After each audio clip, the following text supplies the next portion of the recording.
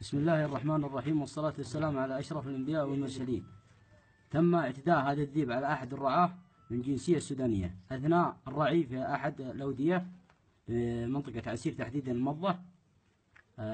تهجم هذا الذئب على السوداني، وبإذن الله يعطينا الأخ السوداني تفاصيل الخبر. السلام عليكم. عليكم السلام. الحمد لله على الرحمن السلامة. الرحيم، الحمد لله والصلاة والسلام على أشرف خلق الله.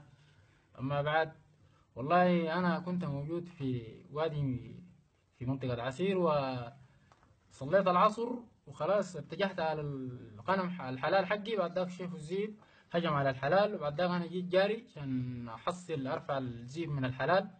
بعد ذاك الزيب خلى الحلال وجاني أنا، وأنا عندي عصا صغيرة ضربته وضربت العصا اتكسرت. وانا فكرت ان الزيب ممكن تاني يمسك الحلال لو انا هربته. انا بعد ذاك مسكت الزيب بيدي، ويدي خشت جوا فم الزيب. بعدين تحت، بعدين الزيب تاني مسكني من رجلي. بعد ذاك انا مسكته فكيت فمه كده، وبعد ذاك كسرت الفم حقه. الحمد لله انتصرت عليه. الحمد لله، الحمد لله على السلامة.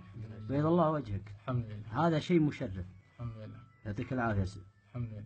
بعد ما قتلت الذئب، يلا بعد ما ذبحت اتصلت على كفيلي عايز الصعيد ابو زهير. بعد ذاك كفيلي الحمد لله جاني بسرعه واخذني الى المستشفى، والحمد لله انا حتى علاج التسمم. والحمد لله ناس المستشفى ما قصروا، كل الاطباء. حالتك مستقرة الآن؟ لا الحمد لله انا تمام طيب، ما عندي عوده. الحمد لله. وانا اشكر كل اهل هذه القريه واهل المملكه بصفه خاصه، وعلى راسهم الملك سلمان. ونحن الحمد لله السودان والسعوديه كلها اخوان اشقاء، ما في فاصل بيننا. الحمد لله. الحمد لله. الحمد لله. وما في مشكله. احنا اي حاجه جات ما بنخليها تصل. ان تضوك ان ضرت السعودي كانها ضرتني انا السوداني، ولو تضرر السوداني كانها ما تضرر السعودي. بيض الله وجهك، بيض الله وجهك، يعطيك العافية. الحمد لله. حياك الله.